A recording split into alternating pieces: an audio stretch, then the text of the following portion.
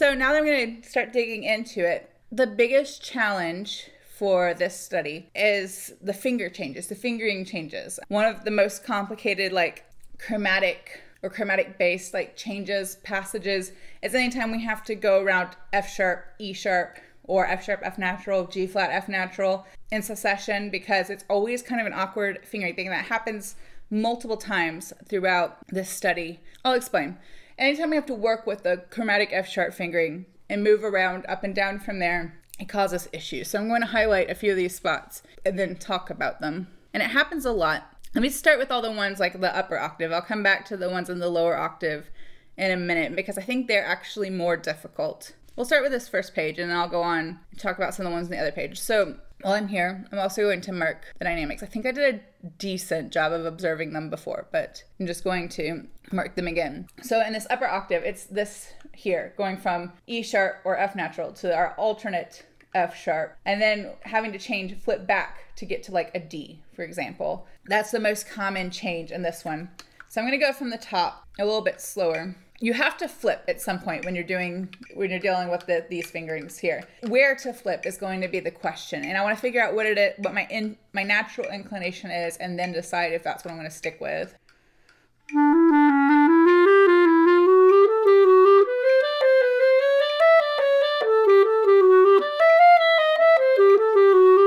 So that first one, I'm doing the chromatic on the first F sharp, and then like normal, and I'm flipping here. So I like to write it in just as flip. I know what that means. If that terminology doesn't work for you, write in whatever works for you, but I write in flip and I know what to do. So we go back to the beginning, go through there and keep going.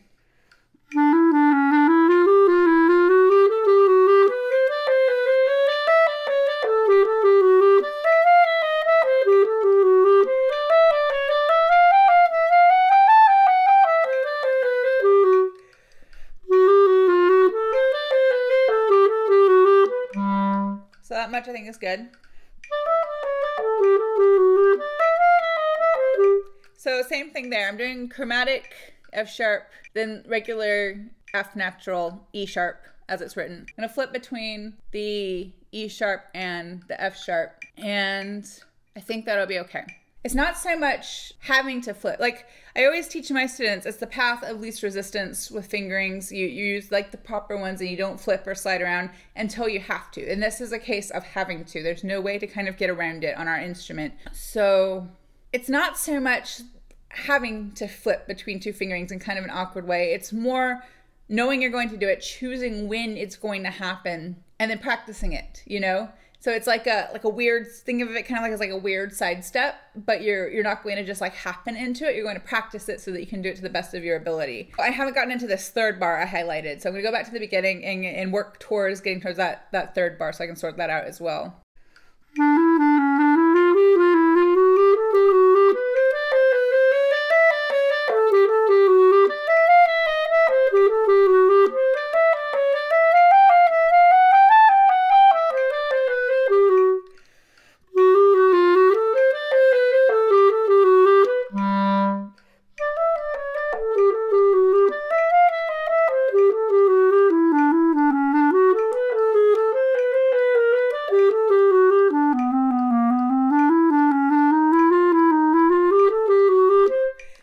Talk about that one through there. It's the same notes but different fingerings because we're down the octave. There I'm using my first finger on the first F sharp, the lower one, and then I'm using the chromatic one on the second one, and then I'm flipping. No, I'm not flipping there. That's wrong. I'm thinking about another spot. I'm gonna use the chromatic fingering throughout after that first one. No, I'm not, because I'm coming off an E sharp. But apparently I don't even know what I'm talking about. It's gonna be chromatic throughout since they end the bar before on the E sharp. So just gonna be chromatic fingerings all the way through that bar, or that half of that bar. I'm gonna start after the first rest, that first pause where it's piano, and go through there again.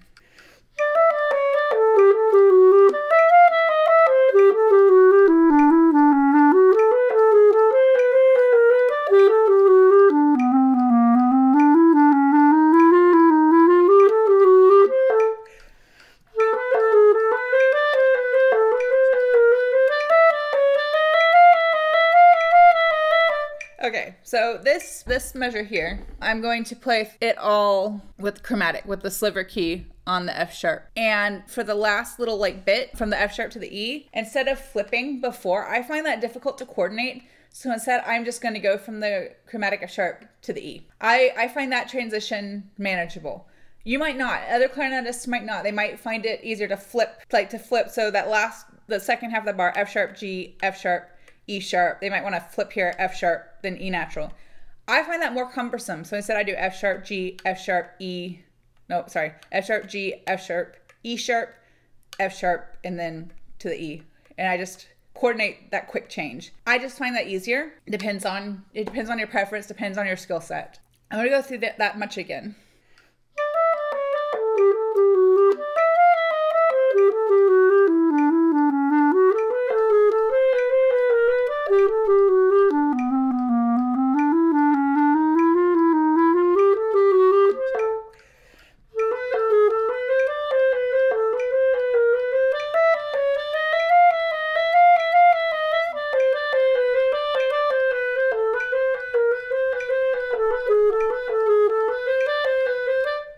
And I think that's fine. That'll carry me through the end of that page. I'm not going to forget that, to really bring more of that crescendo at the end of the page. Let me go on from the beginning of the second page. Actually, no, first let me identify the spots. Through this bar, this figure here, then it'll be this figure here, this figure here. There's a lot more of it in this page. I think that's it. Oh, right here. Okay, so start with the first bar at the top of the page. That one, I'm gonna do the same thing. I'm gonna do it chromatic throughout, and I'm just going to do the exact same thing. I'm gonna go from the chromatic fingering, what we call like the sliver key or the fourth key F sharp fingering, and just change to the E. The next one, I'm going to flip, because it's a lot harder to get to that C sharp from the chromatic F sharp fingering. So I'm gonna flip F sharp, G, F sharp, E sharp, F sharp, C sharp, F sharp. So let me try it that much, just those two lines.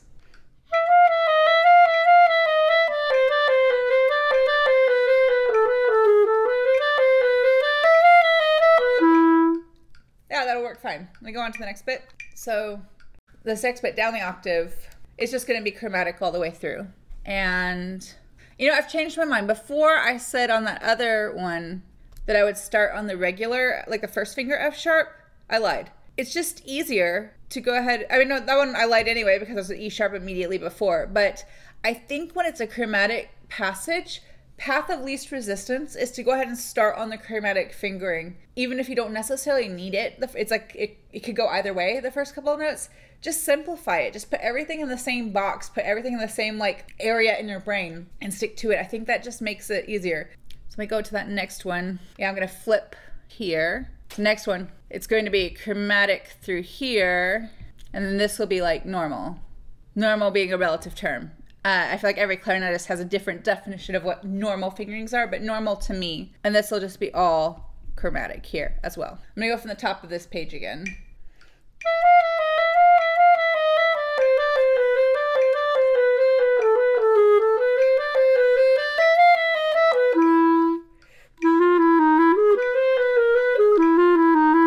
I forgot this spot. It's just the same. It's also chromatic. I just missed it before. I'm gonna go after the rest.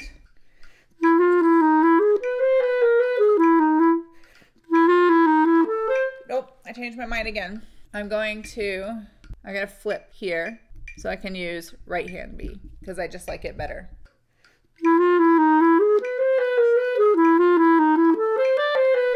There we go. Let me try it again. Maybe I should do it the same both times so I don't get it confused. Because again, the path of least resistance. So all three times I think I should do it the same. Music playing is like 3 equal parts. It's seeing the music on the page, knowing what it sounds like, and knowing what it feels like to play it, knowing the fingerings. And I think that sometimes you're just asking for things to be more complicated, or even moving towards asking for disaster when there's a passage that looks and sounds the same. It's written the same on the page, on the staff. It sounds the same when you hear it. And then if you use different fingerings each time, I think that can be really confusing. And if you're nervous, anxious, uncertain, whatever, it just leaves you more room to make a mistake. So I think because that one spot, I really want to do the flip so I can get to that better B natural fingering, better for me B natural fingering. I should do it the same way each time. Again, it's that whole like path of least resistance mentality. I want it to be the simplest / easiest that I can make it, you know? It might take me a few tries to get this right, but I'm gonna do my best.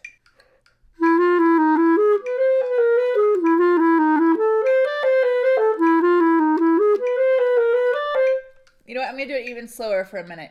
I'm gonna go painfully slow till I can get this under my fingers.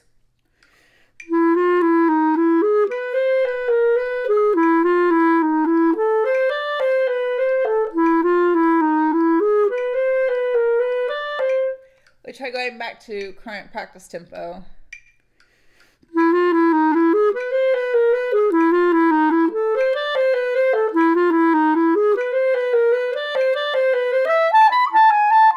It may not be 100%, but I think that'll work. Let me do that much one more time. I may go on, depending on how it goes.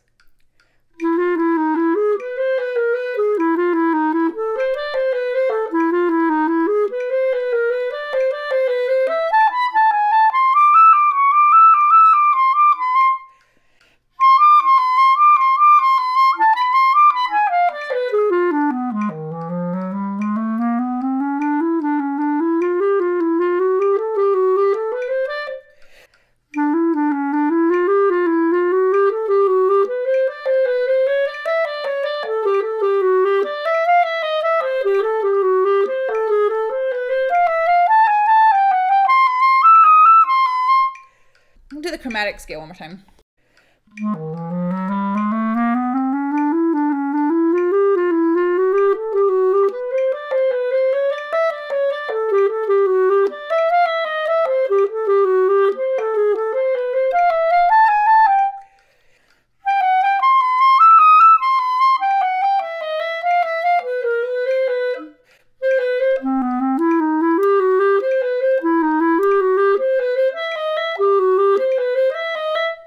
Okay, I didn't talk about this spot, but I need to. So this little, I don't know what to call this figure, but this ascending line that we've got, it's not really a problem until here. Here I can get, I missed these before. This F sharp here, I can get to the chromatic fingering, no problem. So that's not an issue. Same here, chromatic fingering is not a problem. It starts to be a problem in the second octave. I'm going to have, whichever one I choose is going to feel cumbersome. So I need to just try it both ways and see which one is going to be the least cumbersome, which the fingering set I'll be able to kind of smooth out the most and make sound the nicest. So I'm going to play through that section again and try and sort it out.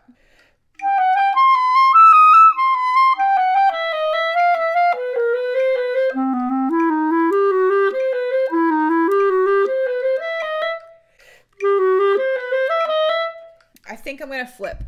I'm going to play the first F sharp with the normal fingering, and then flip to the E sharp, and then play the second F sharp chromatic fingering. Because I think scooting my fingers over to the chromatic fingering is not going to work the way I want it to.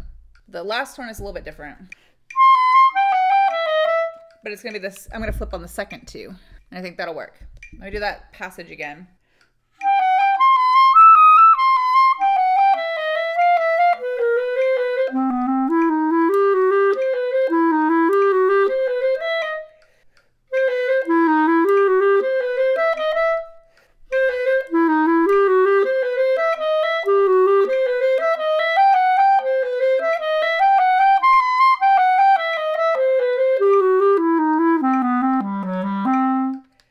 Work. I find it much more challenging to flip on like the first set than the second set. Let me try that much again.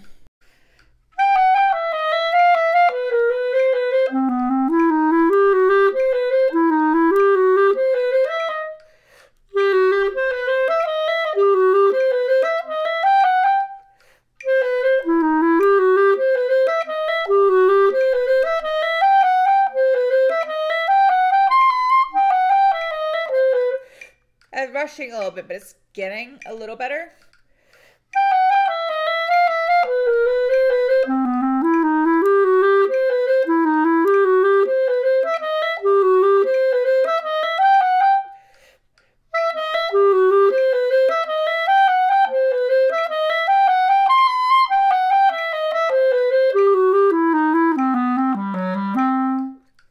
One thing I noticed for myself when I'm working on a passage like this, and I've kind of decided what pattern I'm going to use, what fingering combination I'm going to use to get through these little weird changes.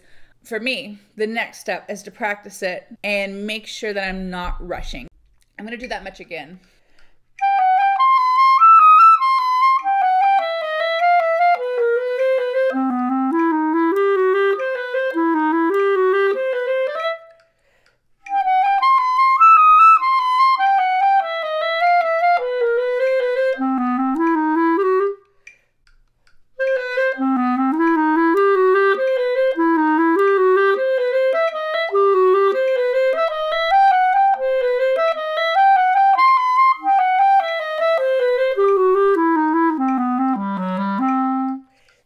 Couple were slightly better, but the last couple I felt sounded a lot better. Let me try that again.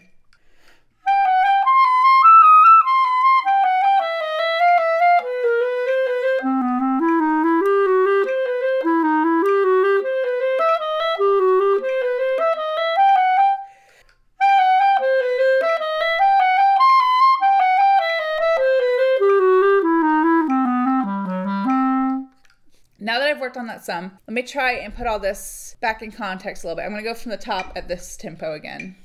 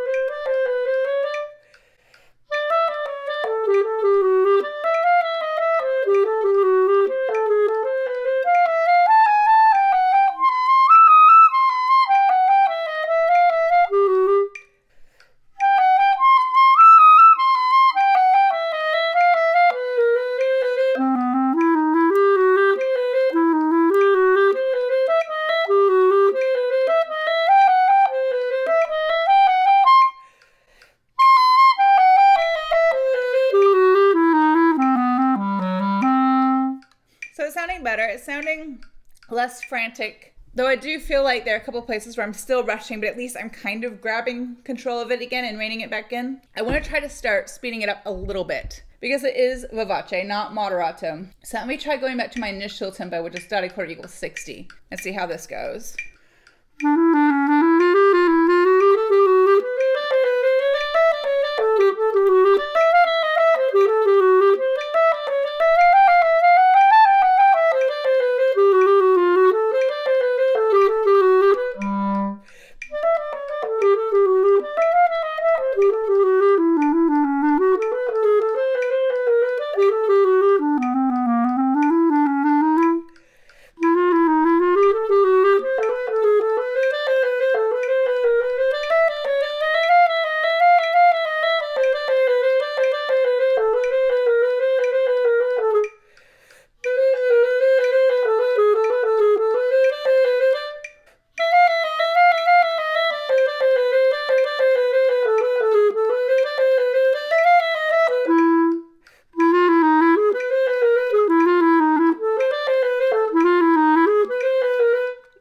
Still not super smooth. It's still sounding a little disjointed.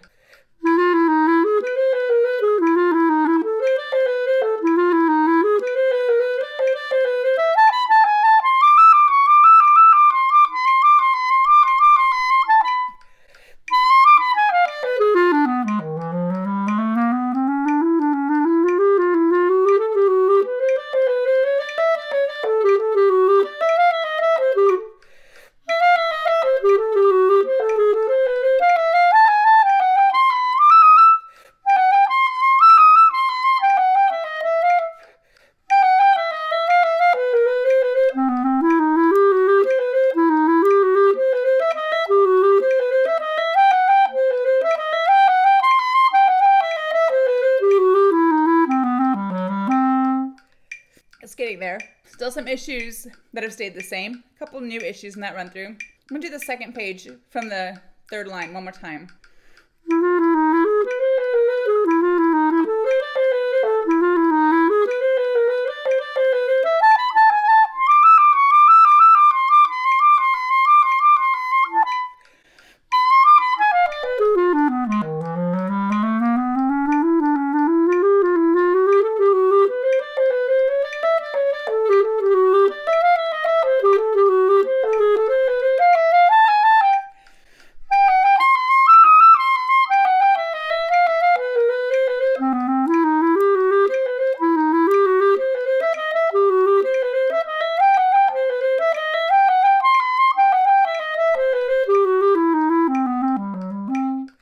Some of these fingering changes, these weird sequences that just don't lay on the instrument super well, but are very important to practice because they turn up in the repertoire quite frequently. It just takes time. It's not the kind of thing that can just be sorted out in an afternoon or in a day or two or even a week of practicing. I'm going to play this once more from the top, but with the metronome.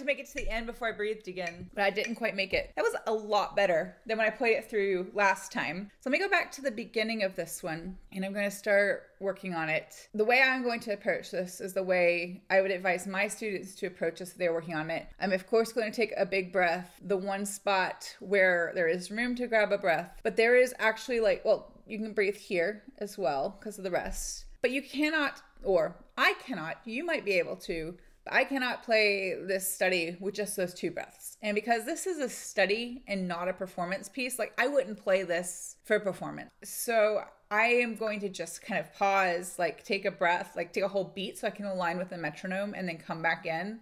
That's how I recommend you do it. If you want to, you can kind of use this as a way to practice your quick breathing. If I was playing this on flute, I would probably practice my quick breaths. So let me go from the beginning. I'm gonna do that first little section again. So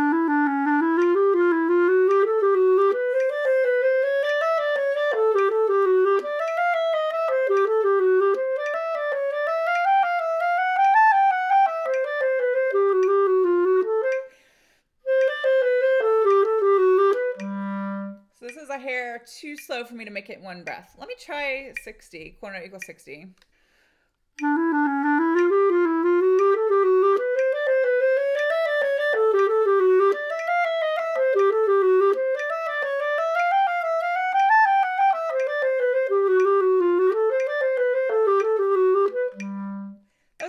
So let me do that section one more time. And my goal will be to get to the breath or the rest. And even if I'm running a bit short of air, I'm going to try to not let that show. I'm not going to let it press it forward any more than it already is.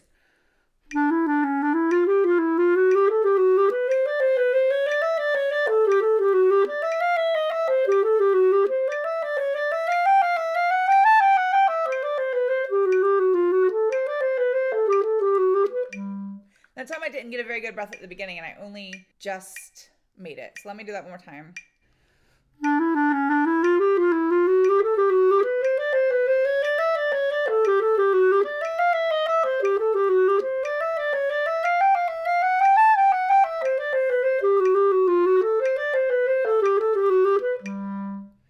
That wasn't bad. Still, like the breath, the phrasing in terms of the breath is not exactly where I want it just yet. I'm still way under tempo. This is not vivace. This is kind of like a fast moderato. Let me go on to the next section though.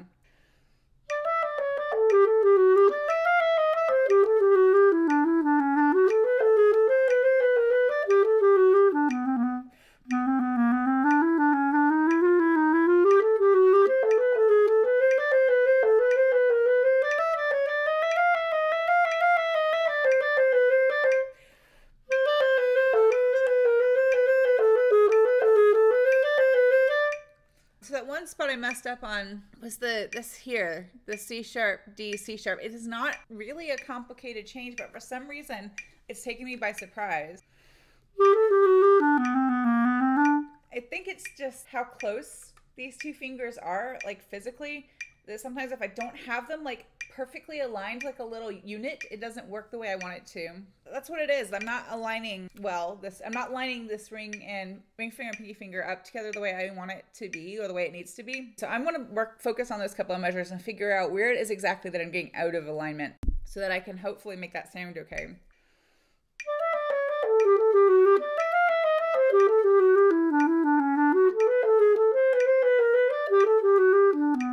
Yeah, so I think it is as simple as like this connection here, the A to the E. I don't think I'm getting my fingers back fast enough. So I want to think about that C sharp early so that I'm ready for it.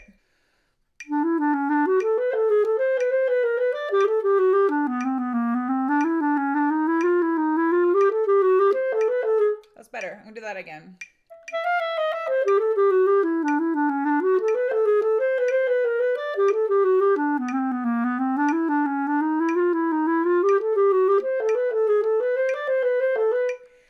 Better too. And also what I did that time is I almost put like, it wasn't a breath, but it was almost like, I don't know if you can see that mark in my margin, but it's almost like I took a little bit of a break. Let me do that section one more time.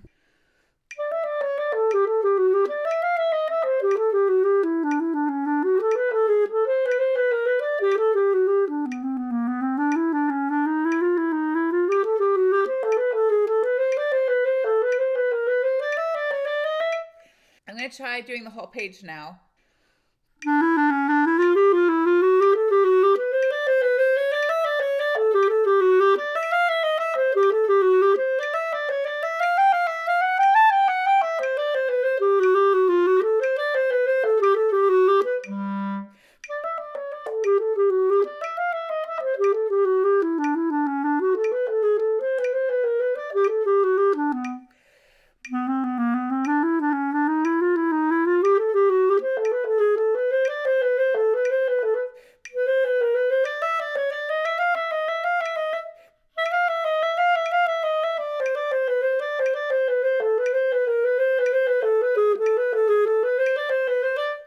That's okay. I'm going to go on to the second page for a bit. Let me start at the top of this page.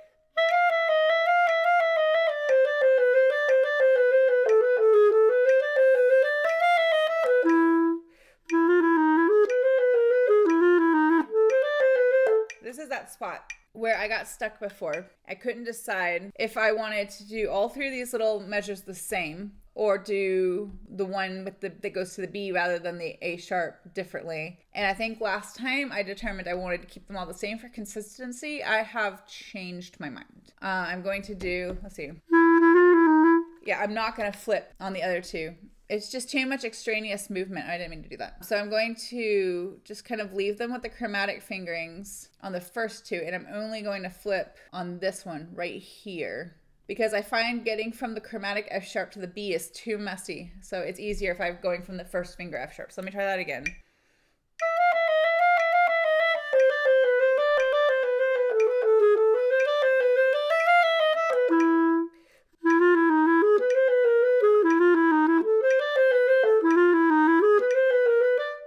Okay, I'm going to do the same thing though. I'm going to do first finger F sharp on that one because I'm coming back from the B.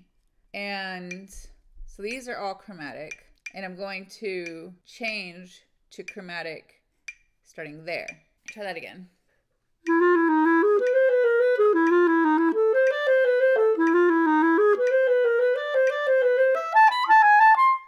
Not quite practiced in the way I need it to be yet, but at least that seems to make more sense to my brain. Let me do that again.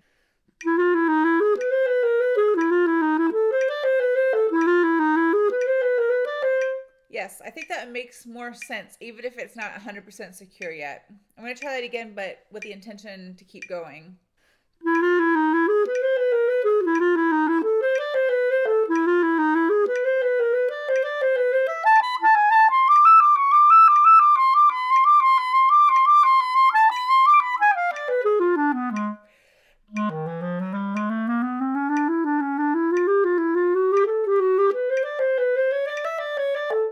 So through there is also a little bit messy. So I'm going to pick it up from the high E.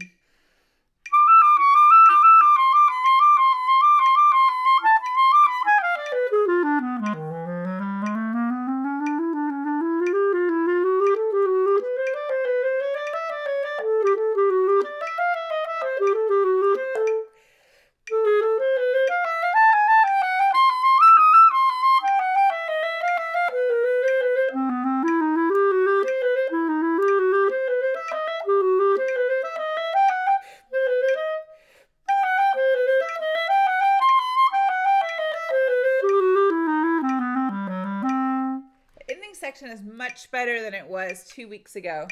A couple of moments where I felt unsteady, but I didn't feel like it was too messy. So I think because I did a little bit more like detailed work last time, 2 weeks ago, I want to start putting it together a bit more. And I want to increase the tempo a bit, as much as I can in a reasonable, as much as I can reasonably with the amount of time I have left today to work on it. Let me try this a little bit faster. I don't want to go way faster than I am now. Let's just try 65, just 5 clicks faster.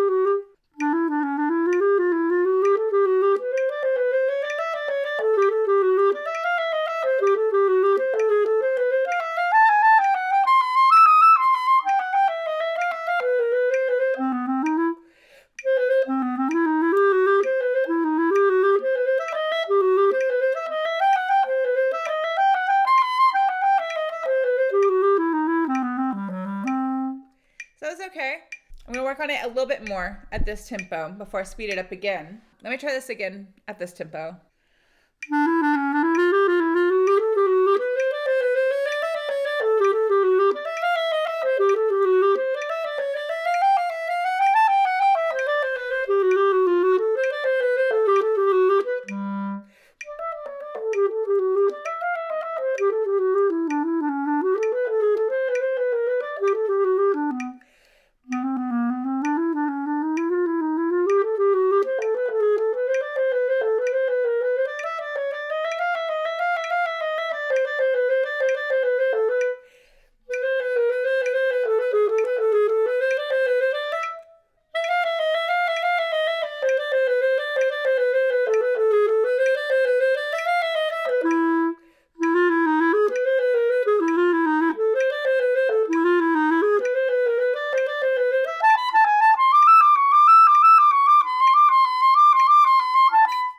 So I'm taking that decrescendo a little bit further from where it says. I'm really not even like starting it there. I'm starting it more here and then continuing it through this bar. Doing really most of it in that last bar. I just like that better. I'm gonna go back a couple lines before that little section.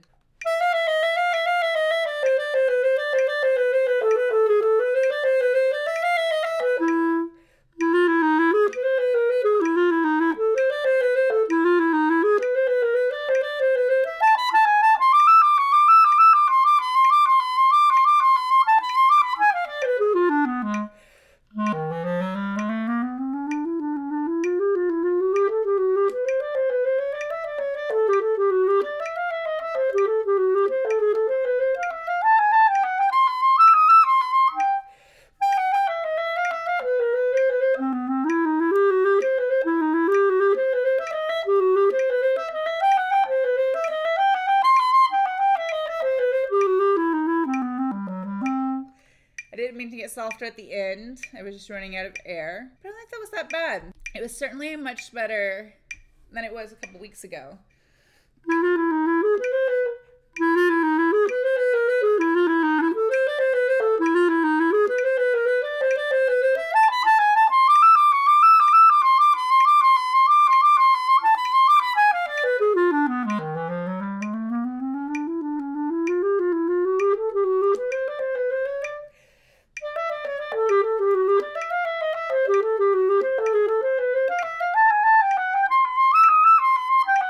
I'm going to do a little bit of crescendo through this bar and decrescendo through this bar, even though it's still kind of within the realm of piano.